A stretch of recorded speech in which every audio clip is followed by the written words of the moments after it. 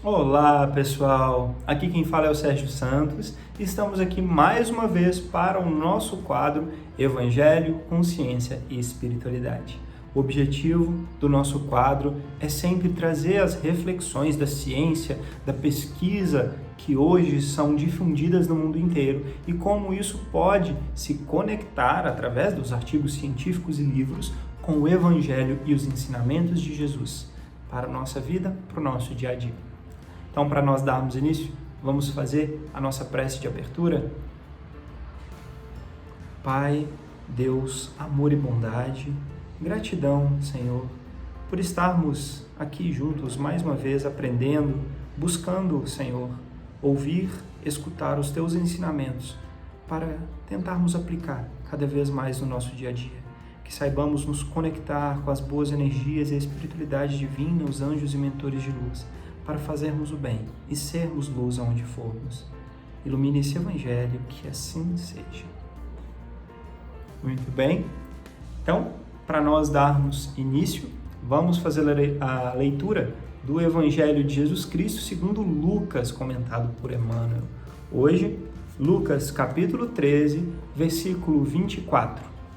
Esforçai-vos por entrar pela porta estreita, pois eu vos digo que muitos buscarão entrar e não serão capazes. A senda estreita. Não te aconselhes com a facilidade humana para a solução dos problemas que te inquietam a alma. Realização pede trabalho. Vitória exige luta. Muitos jordaneiam no mundo na larga avenida dos prazeres efêmeros e esbarram no cipoal do tédio ou na intemperança quando não sucumbem sobre as farpas do crime. Muitos preferem a estrada agradável dos caprichos pessoais atendidos e caem desavisados nos fojos de tenebrosos enganos, quando não se desempenham nos precipícios de tardio arrependimento. Seja qual for a experiência em que te situas na terra, lembra-te que ninguém recebe um berço entre os homens para acomodar-se com a inércia, no desprezo deliberado às leis que regem a vida. Nosso dever é a nossa escola. Por isso mesmo, a senda estreita que se refere a Jesus é a fidelidade que nos cabe manter limpa e constante no culto às obrigações assumidas diante do bem eterno. Para sustentá-la, é imprescindível sacrificar no santuário do coração tudo aquilo que constitua bagagem de sombra no campo de nossas aspirações e desejos. Adaptarmos-emos às disciplinas do próprio Espírito na garantia da felicidade geral e estabeleceremos em nós próprios o caminho para o céu que almejamos.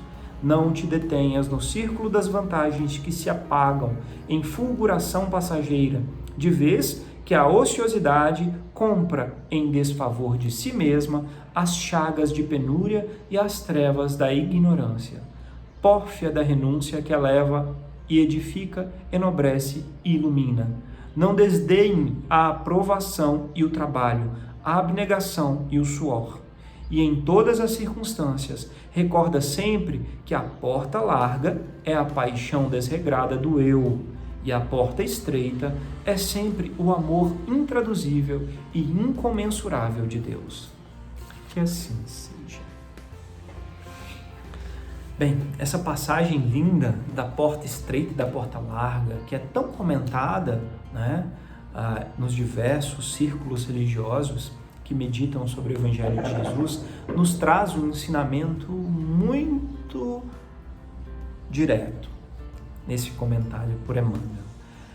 A porta larga significa nós nos acomodarmos às facilidades ou até mesmo às dificuldades, mas que seja alguma acomodação na nossa situação e que vivemos, porque considerando que todos nós ainda somos seres em evolução, ainda temos muito o que aprender e crescer. E se nós nos acomodamos no que nós estamos, a gente para de crescer. O acomodar, o se deixar levar pela forma como está, sem esforço, sem trabalho, é fácil, É fácil para o corpo, para a mente ociosa, para o nosso ego, para o nosso eu individual, mas nunca para o nosso eu eterno, para a nossa alma. Isso aí significa dizer que, independente da situação em que você se encontre, porque nós sabemos que temos provações, por exemplo, que vão materialmente, desde a riqueza extrema, com muito recurso e dinheiro, e algumas pessoas se acomodam e se perdem no lodaçal e se atolam em erros exatamente pelo excesso de comodidade material, ou pelo extremo da pobreza, pessoas que estão em pobreza e só sabem reclamar ou se acomodar àquela situação, sem esforço por crescer e auxiliar a si mesmo e aos que o cercam. Seja qual for a situação, Deus é perfeito naquilo que faz. Ele nos colocou em um local onde nós temos a chance de conviver com quem precisamos e evoluir, esforçando dentro das nossas condições para sermos melhores. Reconhece-se o verdadeiro cristão pelo esforço contínuo de melhora. Não quer dizer que a gente vai acertar sempre, mas quer dizer que Deus e a espiritualidade superior esperam de nós o esforço, o trabalho, a ação para entrar pela porta estreita. A porta estreita, que é o amor de Deus, é a comunhão com o Pai. A porta estreita é nós buscarmos vencer as fraquezas que ainda existem em cada um de nós. E aí? Foi feito o convite. A gente tem que se esforçar para lembrar disso no dia a dia, nas pequenas coisas. E não ficar esperando apenas grandes eventos para fazer um esforço, porque aí não funciona. É só quando a gente faz esse esforço contínuo no dia a dia que as coisas se transformam. E para a gente dar continuidade, vamos ler o nosso livro bendito Jesus no Lar, psicografado por Chico Xavier e ditado pelo espírito Neo Lúcio. O tópico de hoje é o tópico 20, a caridade desconhecida. A conversação em casa de Pedro versava nessa noite sobre a prática do bem com a viva colaboração verbal de todos. Como expressar a compaixão sem dinheiro? Por que meios incentivar a beneficência sem recursos monetários? Com essas interrogativas, grandes nomes da fortuna material eram invocados e a maioria inclinava-se a admitir que somente os poderosos da terra se encontravam à altura de estimular a piedade ativa, quando então o Mestre Jesus interferiu, opinando bondoso. Um sincero devoto da lei foi exortado por determinação do céu ao exercício da beneficência. Entretanto, ele vivia em pobreza extrema e não podia, de modo algum, retirar a mínima parcela do seu salário para o socorro dos semelhantes. Em verdade, ele dava de si mesmo o quanto possível, em boas palavras, em gestos pessoais de conforto e estímulo, a quantos se achavam em sofrimento e dificuldade. Porém, magoava-lhe o coração a impossibilidade de distribuir agasalho e pão com os andrajosos e famintos à margem de sua estrada. Rodeado de filhinhos pequeninos, era escravo do lar que lhe absorvia o suor. Reconheceu, todavia, que se lhe era vedado o esforço na caridade pública, ele podia perfeitamente guerrear o mal em todas as circunstâncias de sua marcha pela terra. Assim é que passou a extinguir com incessante atenção todos os pensamentos inferiores que lhe eram sugeridos, quando em contato com pessoas interessadas na maledicência, retraía-se cortês e, respondendo a alguma interpelação direta, recordava essa ou aquela pequena virtude da vítima ausente. Se alguém diante dele dava pasto a uma cólera fácil, ele considerava a ira como uma enfermidade digna de tratamento e recolhia-se à quietude. Se insultos alheios batiam-lhe no espírito à maneira de calhaus em barril de mel, porquanto, além de não reagir, prosseguia tratando o ofensor com a fraternidade habitual. A calúnia não encontrava acesso em sua alma, uma vez que toda denúncia torpe se perdia, inútil, em seu grande silêncio. Reparando ameaças sobre a tranquilidade de alguém, tentava desfazer as nuvens da incompreensão, sem alarde, antes que elas assumissem feição tempestuosa. E se alguma sentença condenatória bailava em torno do próximo, mobilizava espontâneo todas as possibilidades ao seu alcance, na defesa delicada e imperceptível. Seu zelo contra a incursão e a extensão do mal era tão fortemente minucioso que chegava a retirar detritos de pedras de via pública para que não oferecessem perigo aos transeuntes. Adotando essas diretrizes, chegou ao termo da sua jornada humana, incapaz de atender às sugestões de beneficência de que o mundo conhece. Jamais pudera estender uma tigela de sopa ou ofertar uma pele de carneiro aos irmãos necessitados. Nessa posição, a morte buscou-lhe ao tribunal divino, onde o servidor humilde compareceu receoso e desalentado. Temia o julgamento das autoridades celestes, quando de improviso foi aureolado por brilhante diadema, e por quem indagasse, em lágrimas, a razão de inesperado prêmio, foi informado que a sublime recompensa se referia à sua triunfante posição na guerra contra o mal, em que se fizera um valoroso empreiteiro. O Mestre Jesus fixou os aprendizes, o seu olhar percussiente e calmo concluiu em tom amigo: distribuamos o pão e a cobertura, acendamos a luz para a ignorância e intensifiquemos sim a fraternidade, aniquilando a discórdia. Mas não nos esqueçamos do combate metódico e sereno contra o mal, em esforço diário, convicto de que nessa batalha santificante conquistaremos a divina coroa da caridade desconhecida. Que assim seja. Que passagem linda, né? Emocionante. Como uma pessoa da mais simples foi capaz de ajudar a tantos que o cercavam com pequenos gestos do dia a dia. Um trabalhador ativo da obra da seara de Deus, seguindo os ensinamentos que Jesus já nos trouxe de amor, sem ter que oferecer absolutamente nada material para isso, mas oferecendo tudo de si, todo o amor, a luta constante contra o mal, contra os pensamentos negativos, contra a maledicência, sem retribuir e sem criticar os que estavam praticando o mal ao redor de si, mas sempre buscando ajudar, até mesmo tirando pequenas pedras da via pública para que outra pessoa não possa tropeçar.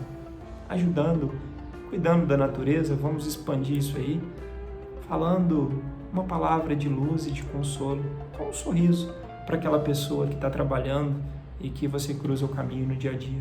Pequenas coisas. Não dá aumento às fofocas, à maledicência, não dá audiência maior para as notícias ruins.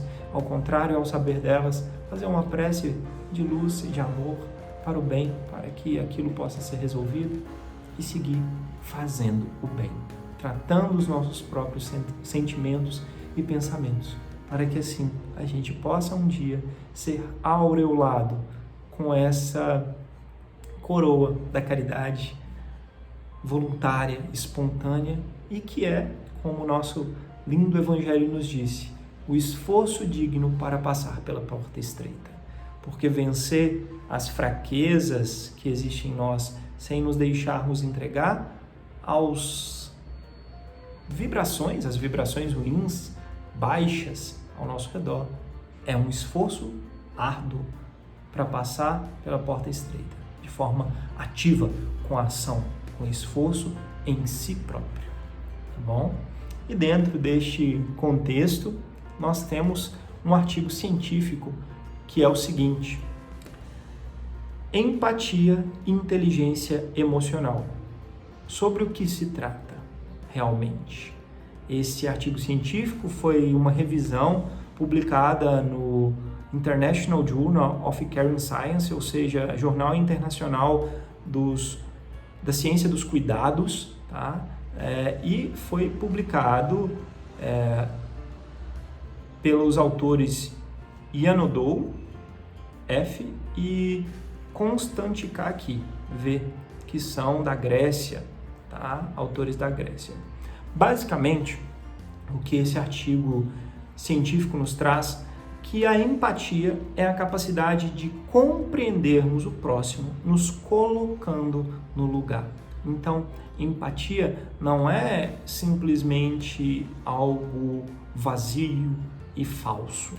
Empatia é quando de verdade, com sentimento, você sabe que o outro às vezes não tem o mesmo pensamento, o mesmo entendimento que você, mas ao invés de olhar só o seu ponto de vista, você consegue se colocar no lugar do outro, olhar uma figura maior, né?